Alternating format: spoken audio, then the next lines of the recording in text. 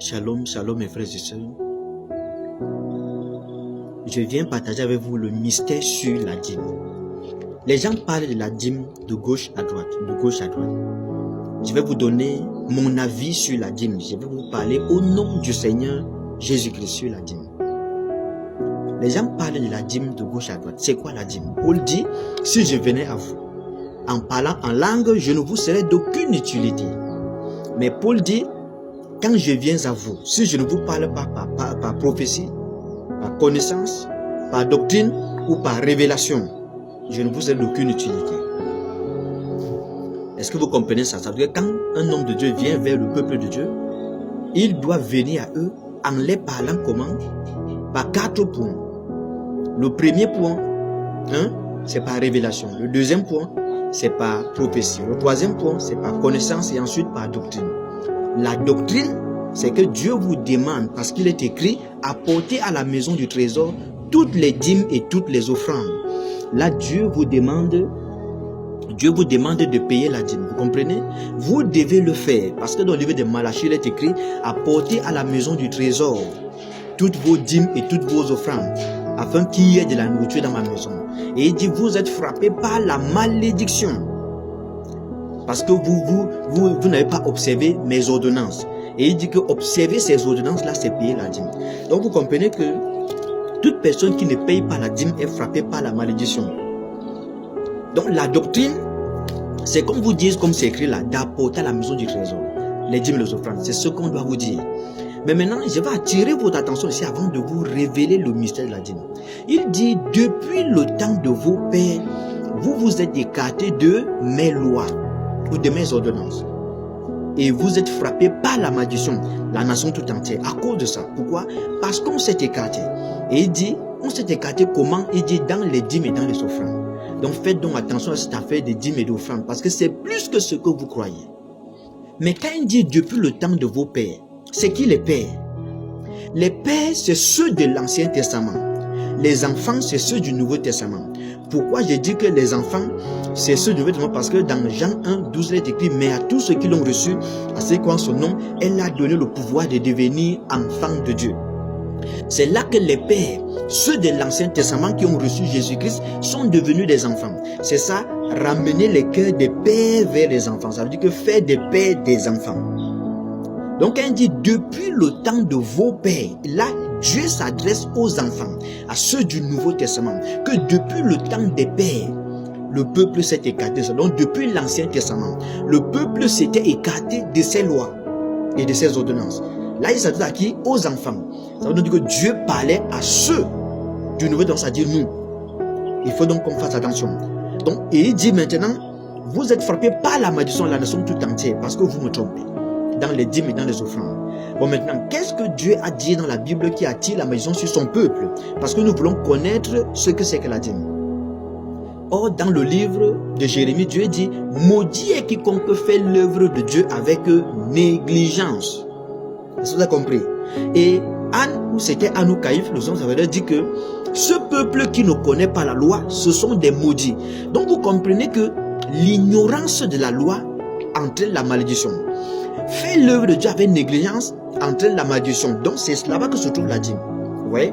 Donc faire l'œuvre de Dieu, c'est ça la dîme. Or, c'est quoi l'œuvre de Dieu? Jésus-Christ dit, l'œuvre de Dieu, c'est que vous croyez en celui qui l'a envoyé, Jésus-Christ.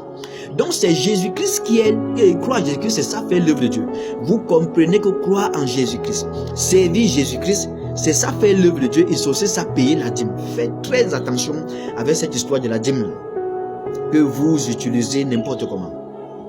Est-ce que vous comprenez? Donc quand Dieu vous voyez, n'a jamais supprimé la dîme. Et je vais vous prouver ici que dans la nouvelle alliance, le peuple doit continuer de payer la dîme. Maintenant regardez. Il dit apportez à la maison du trésor toutes les dîmes et toutes les offrandes, afin qu'il y ait de la nourriture dans ma maison. Ici, je m'adresse d'abord aux prédicateurs, aux leaders ecclésiastiques. Dieu dit que nous devons apporter les dîmes et les offrandes dans la maison du trésor. Or, la maison du trésor, c'est l'église. L'église est toute une maison. Et dans cette maison-là, il y a un trésor. Le trésor là, c'est quoi? C'est le trésor qu'un homme a entendu qu'il y avait un trésor dans son champ. Il a vendu tout ce qu'il avait pour avoir le trésor qui est dans le champ. Vous voyez? Or, le champ là, c'est quoi? C'est le monde. Et le champ, c'est aussi l'église. Selon Jésus, le champ, c'est le monde. Ça, ce sont les évangiles. Et selon Paul, 1 Corinthiens 3, le champ, c'est l'église. Parce qu'il dit que vous êtes le champ de Dieu. Donc, dans le champ de Dieu qui est l'église et qui est le monde, il y a un trésor qui est caché. Et le trésor là, c'est quoi? C'est Jésus-Christ qui est le trésor. Vous comprenez ça? Donc, la maison du trésor, c'est la maison de Jésus-Christ qui est l'église. J'espère que vous comprenez là-bas. Maintenant, écoutez-moi. Dieu dit qu'on doit porter dans la maison du trésor toutes les dîmes et toutes les offrandes. Notez ça. Donc, c'est nous les prédicateurs. Et là, j'ai compris que si l'œuvre de Dieu, c'est de croire en celui que Dieu a envoyé Jésus-Christ, j'ai donc compris que c'est Jésus-Christ qui est la dîme et c'est lui qui est l'offrande. La dîme, c'est la 10e partie des 10 autres parties, c'est-à-dire la 10e partie de vos revenus. Oui. Ou la première 10e partie entre les 10. Vous voyez? Donc la dîme, c'est la 10e partie. Donc j'ai compris que c'est Jésus-Christ qui est la dîme. Donc c'est Dieu qui est la dîme. Ça veut donc dire que nous les prédicateurs, chaque fois que nous venons à l'église, nous devons payer la dîme. C'est quoi la dîme? Il dit apporter à la maison du trésor toutes les dîmes et toutes les offrandes. Il met les dîmes au pluriel et il met les offrandes au pluriel. Ça veut donc dire que la parole de Dieu a plusieurs révélations. La parole de Dieu a plusieurs mystères cachés. Et nous devons apporter tous les mystères là dans la révélation, dans l'enseignement, à l'église. Et si nous faisons cela, nous les prédicateurs, si nous vous enseignons la parole de Dieu avec tous les mystères possibles qui se trouvent dans la parole de Dieu, ce n'est qu'en ce moment qu'il y aura de la nourriture dans la maison. Or, la nourriture de la maison du trésor, faites attention, parce que Jésus-Christ a dit, celui qui mange ma chair et qui boit mon sang a la vie éternelle, et je le ressusciterai d'un jour. Donc vous comprenez que la dîme, c'est le Seigneur Jésus-Christ, parce que c'est lui la nourriture de l'église.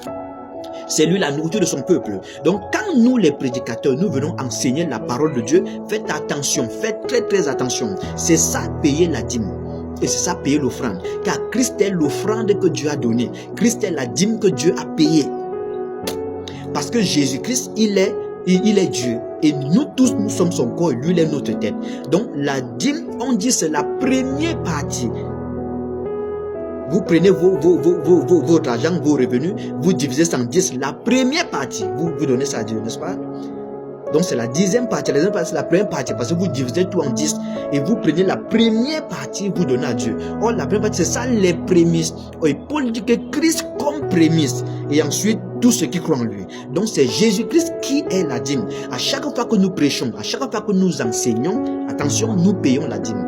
Et nous payons toutes les dîmes et toutes nos offrandes. Parce que pourquoi nous sommes obligés d'enseigner ou de prêcher avec la révélation, ou la connaissance, ou la prophétie, ou la doctrine. Il faut donc faire attention.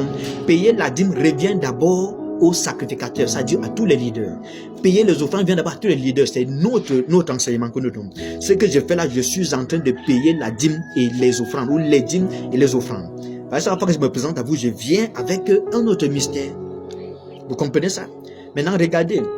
Les gens qui disent qu'il faut trouver, qu'on doit donner des passages dans le Nouveau Testament qui parlent de la dîme.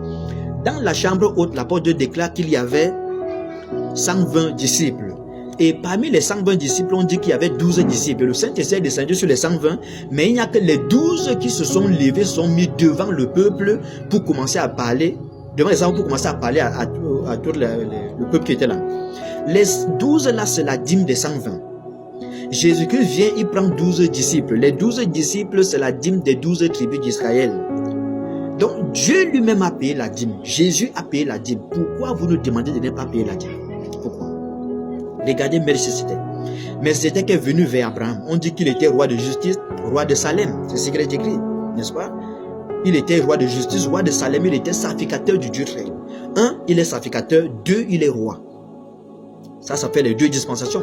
Il est sacrificateur selon l'ordre de Melchisédek, n'est-ce pas? Ça, c'est le premier sacerdoce, la sacrificature. Or, le deuxième sacerdoce, c'est la royauté. Vous comprenez ça? Donc, il est sacrificateur, l'Ancien Testament, et il est roi, le Nouveau Testament. Faites donc très très attention. Et Abraham a payé la dîme à Melchisédek. en tant que sacrificateur et en tant que roi. Donc Abraham a payé la dîme pour l'Ancien Testament et pour le Nouveau Testament.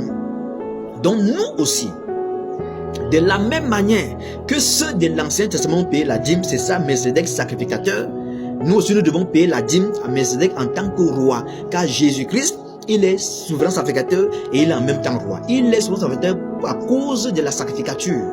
Vous voyez, il est venu dans la lignée d'Aaron. Souvenez-vous bien de ce que je viens de vous dire. Car pour que le salut vienne, il a fallu que Marie et Joseph s'unissent. Or, Joseph vient de Juda, la royauté, et Marie vient de Lévi, parce que Marie était la cousine d'Élisabeth, qui était la femme de Zacharie, le sacrificateur. Donc, ça veut dire donc que Marie était lévite, et Joseph était de Juda. Vous voyez?